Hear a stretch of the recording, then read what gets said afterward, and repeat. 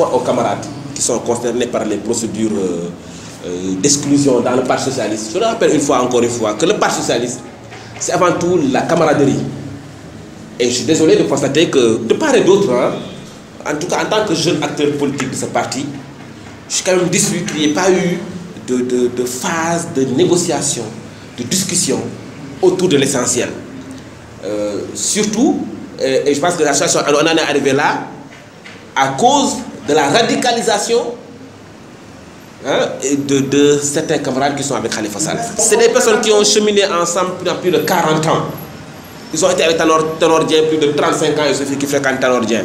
Si des problèmes de vision, problèmes de direction du parti, ils en arrivent à être exclus parce que simplement c'est des putains politiciens.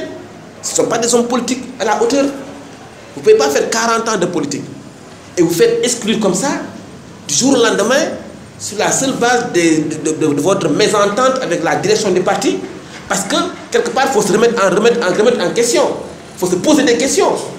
Je ne vais pas faire 40 ans dans le Parti socialiste et me faire exclure comme ça, alors que je sais que si je pose ces actes, je vais être exclu. Parce que moi-même j'ai participé aux personnes qui ont fait ces textes. Khalifa Sall connaît les textes mieux que quiconque. Il sait très bien qu'il va être exclu, il le sait, il l'assume. Mais je pense que c'est quand même dommage d'avoir quand même cheminé tant d'années dans le parti et de le quitter comme ça par la petite porte, quitter le parti par la petite fenêtre. C'est quand même vraiment dommage.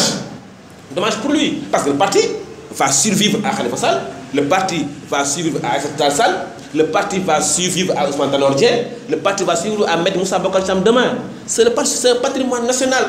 Certains vont partir quitter le navire, d'autres vont arriver et vont continuer le travail qui a été mené par Senghor depuis la base.